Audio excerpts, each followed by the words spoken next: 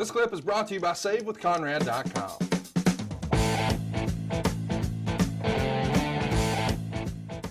At this point, Martel's career starts to wind down. In 93, he worked mostly secondary programs like All American Wrestling on Sunday mornings or Wrestling Challenge, which was syndicated. But at the September 27th Monday Night Raw taping, Martel is the co-winner of a battle royal with Razor Ramon that aired on October 4th. And the winners are now going to face off for the Intercontinental Championship, which had been vacated. Of course, Rick Martel loses the match to Ramon, which further helps cement him as a babyface. And then he feuds very briefly with Bastion Booger, who thankfully he sprayed with some arrogance. Survivor Series 93, he's teaming with Adam Bomb, Diesel, and IRS, losing to the 1-2-3 Kid, Marty Jannetty, Randy Savage, and Razor Ramon. Martel actually wound up getting eliminated by the 1-2-3 Kid. He's in the 94 Rumble as number 26, but he's eliminated by Tatanka. And as we mentioned, he was supposed to be in that big, huge tag match at WrestleMania 10, but it's cut due to time constraints. I think we've asked this before, but when the guys are there and ready to go, but somebody goes long and they get their match cut, they still get paid, huh? Absolutely. Yeah. Wrestling is going to be really winding down for Martel here. Let's talk about the end of the run here with the company. He wrestles Randy Savage that summer in Japan, but by July he's gone. He comes back for his last match, the 1995 Royal Rumble.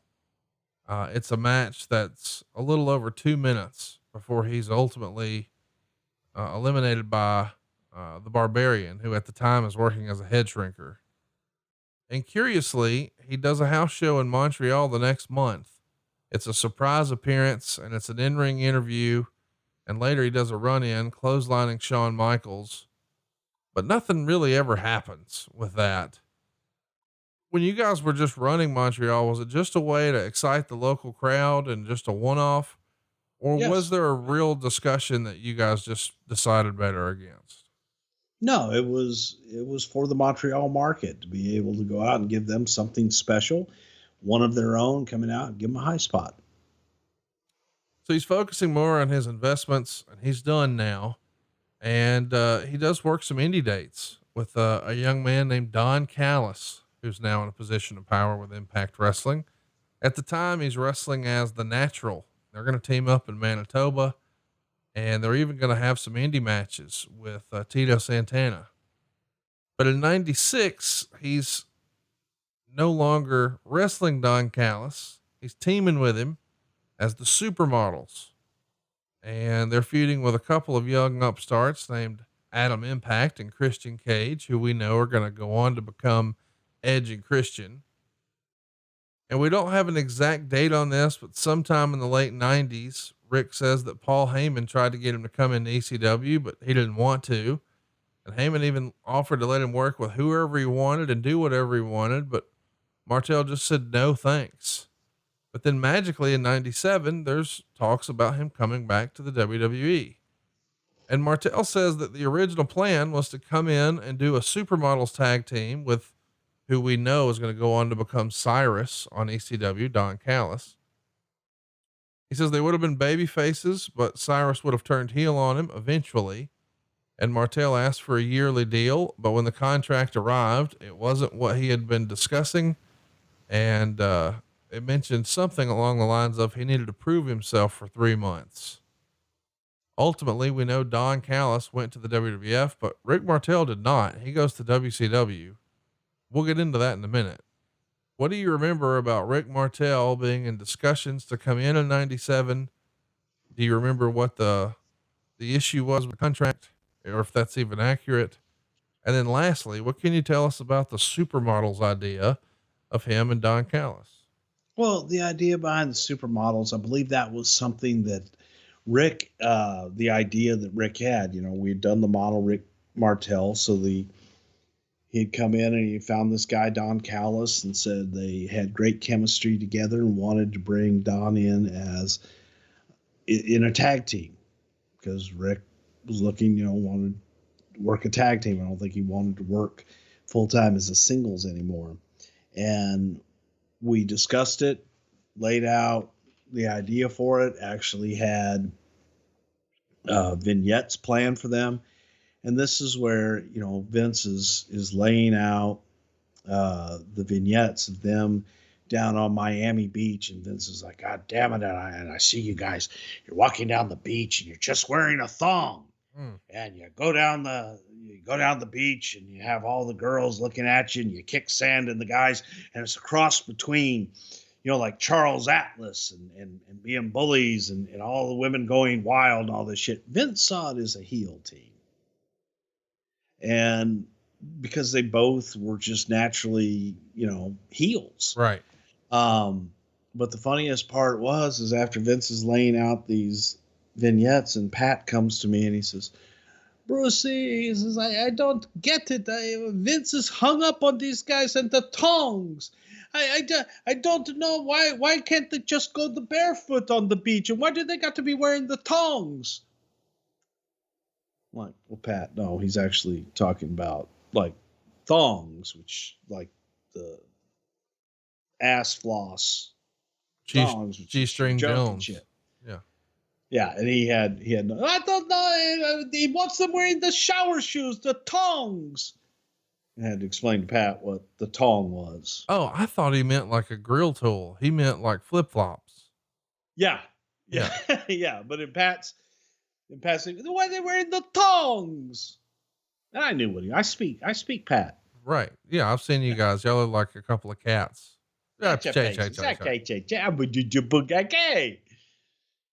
So why didn't Martel want to come in here, do you think? Or was it just the contract? What happened was we sent contracts out and they were the standard contracts. Okay. I don't believe at that point that we were doing the downside guarantees. I could be wrong, but I don't think that their contracts were for any guaranteed money. And again, I could be wrong, but if they were low. And WCW at the time was offering guaranteed contracts. Right. To come in and work for them. And Rick used that at the time to negotiate. And actually, he really didn't even negotiate. I heard about it through the grapevine that Rick Martel was talking to Eric Bischoff, and we called Rick. So, what are you doing? He says, I'm not happy with this contract, and I'm going to go to WCW. It was that simple. And I don't know if he was planning on bringing Callis with him, but Callis did not go with him, and that's when we ended up using him for the Truth Commission. Yeah. So to help me understand though, we've heard at different times that Vince could be very competitive about, not losing talent to WCW. In 97, does he just not have the luxury of the cash to really compete? And so he just has to. No. And that's what I mean. It's I corrected myself because Rick did not come back and try to negotiate. But I'm saying when Vince hears, oh, I'm going to WCW, Rick was already gone. Okay. I got you. So it was too far down in my head. It was already gone, man. And we probably would have gone to Rick and said, hey, what do we need to do? But it was already too far down. He was already committed. I got you. Yeah. Well, listen, he does say that this year with WCW is the best year he ever had in wrestling. It would also be his last. January 5th, 1998, he's at Nitro in the Georgia Dome, is going to make his WCW debut, defeating the incredible Brad Armstrong. He's got several B-show matches in the next few weeks, and he's working this period as a babyface and actually getting pretty decent crowd reactions. They recognize him, and they're going to call his finisher the Quebec Crab instead of the Boston Crab. And they're billing him as being from Quebec City.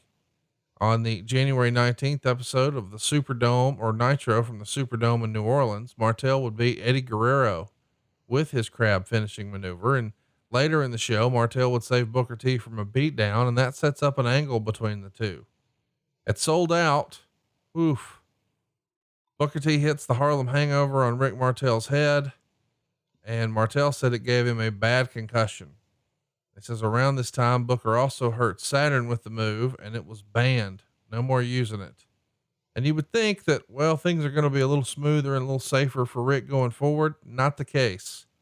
Martel's out of action for several weeks with this concussion, but he's back on February 16th on Nitro from the fairgrounds in Tampa, and he wins the TV title, defeating Booker T with the Quebec Crab. Super Brawl 8 comes around though on February 22nd. This one's from San Francisco. They're at the Cow Palace, and Booker T wins the title in the opening contest, 10 minutes and 32 seconds, but Martel is fucked. Booker T hurts him by throwing him with a hip toss from too far in the ring. So he's going to beel him out of the corner, but he takes a few steps, and those 2 steps meant that Rick's legs are going to land on the middle rope and snap to the mat. And immediately Martel is in a bad way. And Rick says that Booker was working fast and stiff the whole match. Maybe he wanted it to look good for the pay-per-view. Martel jumps off the second rope and gets hit with the Harlem sidekick. And it's less visible what happened here, but Martel lands on his feet during the jump, which might have even worsened the injury he already had from a few minutes earlier. But by the next match, which was Booker T defending his belt against Saturn, it was already announced that Rick Martel had a torn ligament in his knee, and Bobby Heenan mentions that might be the end of his career. Now it's not. And for the record, Martel says he has no ill will and no hurt feelings about Booker T at all. He just doesn't think that WCW was properly training their guys, but they're cool, and thinks he's a consummate professional and enjoyed his matches and would count him as one of his favorite opponents. He just didn't go well this day. And that's probably the attitude most guys would have in this situation. I mean, nobody ever intentionally tries to hurt their opponent. I would hope not. Yeah. And I think that it was just an unfortunate accident, with Rick, that sometimes shit happens, man. It ain't ballet. And unfortunate as it may be, these things happen in this sport. Well, he's out of action until July, and unbelievably, he comes back on July 13th, 1998. It's a Nitro from the MGM Grand Garden Arena in Las Vegas. And of all people, he's taking on Stevie Ray, Booker T's brother. And in the finish, he's injured again. By trying to protect his knee, he knocks 2 vertebrae out of his neck right as he hits the mat. And he just says, fuck this, I'm done. It's a great year financially for him, but not his best year in wrestling. And, time to do something else. He wrestles his last match for real in Hawaii on the Hawaiian Islands Wrestling Federation show. He defeated the Metal Maniac on March 23rd, 1990. And once he retired from the ring, he did work for WCW as a while as a trainer, and he hosted the French version of some WCW programming. But his real passion is managing all these commercial properties he's racked up over the years. Hey, it's Conrad Thompson. Thanks for checking out the podcast here on YouTube. Be sure to hit the subscribe button and the notifications bell so you get a notice anytime we upload some new content.